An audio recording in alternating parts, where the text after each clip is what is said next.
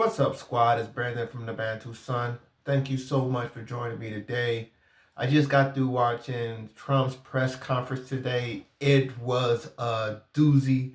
If you're a person such as myself, loves foreign policy, loves to see people play the geopolitical chessboard, Trump is masterful at it. He's a person with great big ideas, and he leaves a lot of meat on the bones to take apart. America, one thing you notice with Western style democracy, just because of the way it is, the people that get elected in Western style democracies, they're not necessarily the strong man. They're more the messenger of the strong man. They're people that can garner votes. They're people that are strongly in favor of likability, right? It's harder to get somebody elected that's crass, awkward, borderline clumsy, you can say, because it doesn't appeal to people. For some reason, people don't want to vote for that humanity in a person. Some do, but for the most part, people want to be aspirational in their vote. They want to vote to, they don't vote their interest as much as, well, I'll put it this way. They want to vote for somebody that makes them feel good about voting. They want to say, I voted for this person, and they're proud that they voted for that person. And occasionally, that might not be the most capable or competent person. Sometimes, especially in a democracy, that person is just a puppet, a instrument and has a sponsor, and they're put in front because the sponsor's too rich and powerful to subject themselves to such the derision that it takes to get elected in a democratic vote. And they put that person there, and that person is just really a social climber, really don't have a passion for the work, or but more obsessed with the vanity that comes with the position, or more obsessed with the opportunities that come with the position, such as business deals, as opposed to actually doing a job. And Trump, or whatever his flaws, whatever you like or dislike, he's a person that really enjoys a job. In the old days, especially in the early founders of America, it was, you couldn't get elected president unless you was a general. A Grant, an Eisenhower's, McKinley, like Harrison, so many President Andrew Jackson. The list goes on and on. And then slowly after World War II, we started to see that go away, and you started getting more and more polished politicians that appeal to a sentiment. And so Trump, to me, when I hear him talk, he's a throwback, and he talks like a throwback.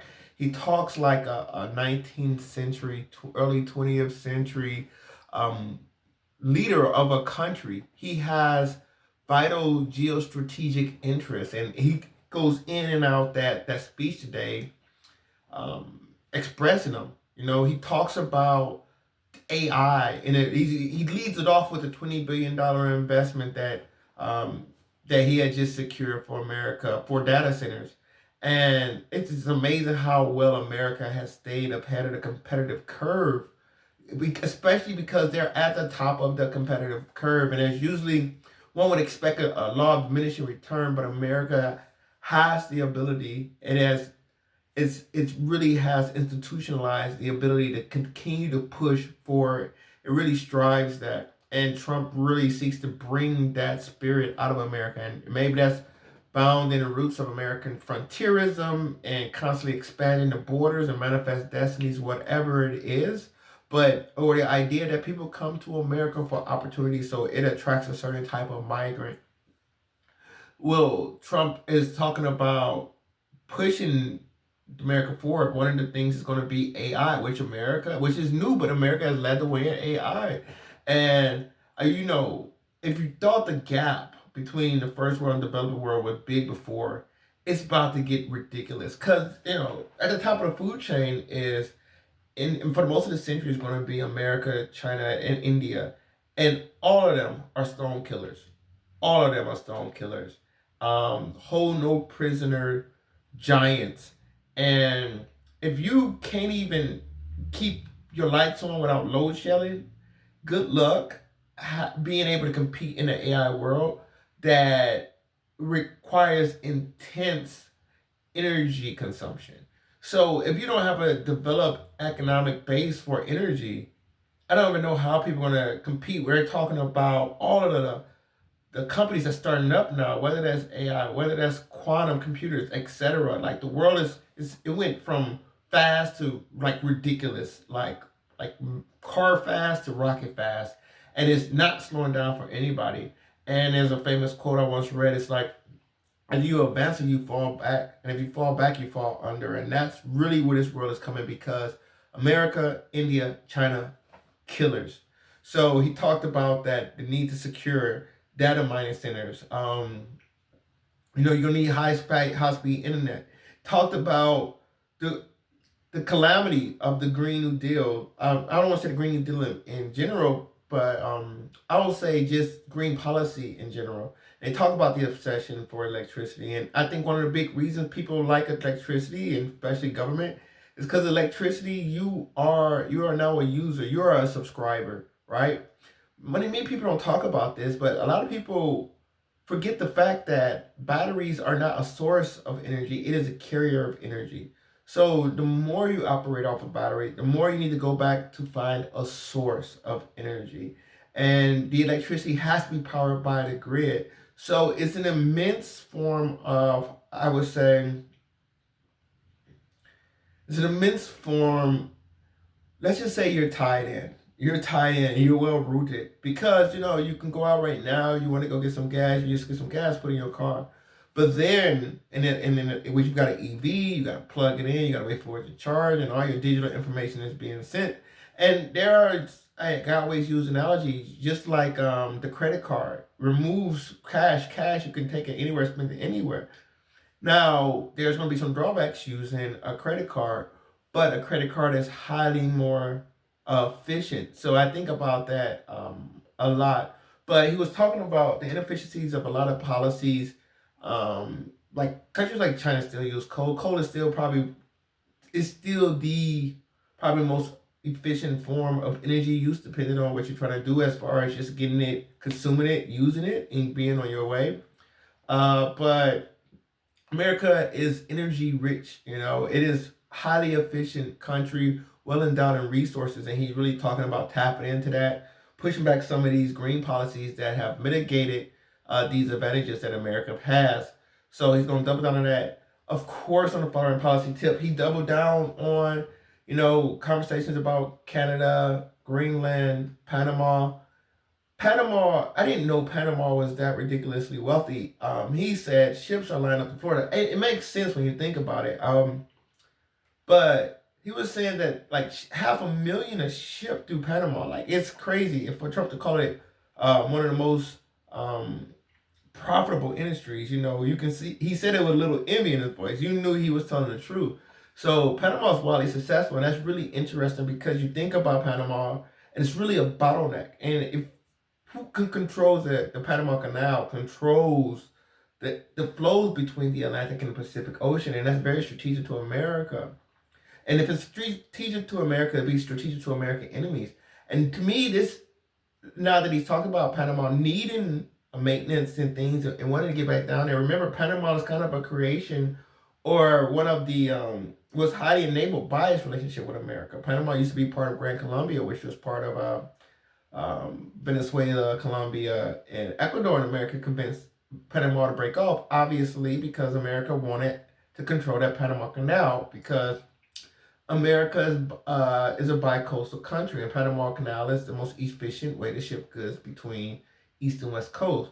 But it really makes you think again, like an investment in interior. We had conversations about, or previous videos about the Nicaragua Canal and just ulterior methods, because for America to secure that, and let's say you're another country, like does China want to give America that monopoly over Atlantic Pacific shipping? Now, China has bigger issues. I think Hawaii will be far more of a critical issue than the Panama Canal. But just thinking about interest and how Trump is lighting things up like an old school American leader. Old school American leaders was all about destroyers for bases. Like getting land, securing passageways between the Dominican Republic, Windward Passage, Guantanamo Bay. Well, if you look at America and its founding, in its foundings, it was highly geostrategic, and it focused very much on hemispheric security, setting up bases, establishing security at various checkpoints. And this is really what Trump is going back to, the old school block and tackling. This is not rhetoric. He doesn't care who's trying to use whose bathroom. This goes back to the fundamental status of the security. The purpose of the nation state is to provide security and to facilitate commerce. And this is what he really focuses on. So it's really good, just as a geopolitician, to have a president that I can go back and forth with it and hear his thoughts and see where they're looking. I always said Greenland. It's so many of my old school books that I love. They always talked about how Greenland was the approach to United States and how they need to be secured. And now he's going to Denmark and he's not messing around. He's like, look, pipsqueak, like that's our land. And whether that's just or not is irrelevant. And that's the whole purpose of geopolitics, is that when it hits the fan, like all that other stuff, it walks, as they say. So, and then of course he talks about Canada and how America subsidized the relationship with Canada. Canada kind of got a nice ride. They got a big market they can export to. America doesn't really see Canada as something they can really need in regard. It's a big territory. It's not threatening. So Canada can be like la la la la la. They don't have fundamental security threats like say Eastern Europe, where you have any moment things can pop off in the wrong direction. So he also talked about the brutality of the Russia-Ukraine war. I've seen some videos. It is getting brutal over there. It's been brutal over there. Apologies. And that energy is not going to dissipate. That energy, they're not going to go back to baking cookies, regardless of what happens with Russia, Ukraine. They're on war footing over there, and I think that's going to spread to a lot of places. I think Russia right now is survival mode, but Ukraine is going to be menace. Like they're going to be depleted, decimated by the end, but they are going to be hard nosed and they are going to be zealots by the end of this war. So there was a couple of things that he said that really I wanted to comment on, but it was a really interesting press conference. If you haven't seen it, you should give it a shot. Listen. But it gets the mind ticking. He's seeing the world and he's processing the world and he understands where the obstacle is going to be. He talks about Turkey and the Kurds, and he talked about how he asked Erdogan, hey, calm down, just don't hurt the Kurds. And Erdogan was like, he's astute. And this is the thing, right? This is the Trump's problem. He only got 4 years. If he don't get bogged down next election by a Democratic Congress. So he only has 4 years. It's not like, I don't think this is going to be a Trumpian era. He's a very unique politician, and I don't see him having a school of thought of candidates that's going to come up. And they broke up the continuity when he lost the election. They broke up the continuity of a presidency, which I think weakened it a lot. And I think that's why it was so vital that they did it. But I don't see that next politician because, as I said, he's a very unique style of leader, American through and through. And a lot of people that go for that position, they're not that type of person. As I said, they're usually social strivers, charismatic people, which in some instances mean disingenuous. So it's going to be interesting to go from here, how much he can actually get done. But like I said, it was just great hearing the thoughts. And when I talk about people, when I talk about geopolitical thought, like how many times, like if you look at a country, you just look at a country that's struggling. Like, yeah, they can sit there and they blame this person or that person and, circumstance. But how many times have you heard a leader sit down, thoroughly lay out, this is what needs to be done. This is our challenges. This is where I see us going. And this is how we're going to get done. And here are the tasks that you can hold me to account that show that we're progressing along accordingly. No, they get up and they speak hate speech and hide behind the rhetoric while they sneak money in their coffers or do whatever they doing in their free time because it's not advancing the country forward. So those are my thoughts. I'd love to hear your thoughts. Comment below. Like, share, subscribe if you enjoy the content. Until next time, take care. Bantu up.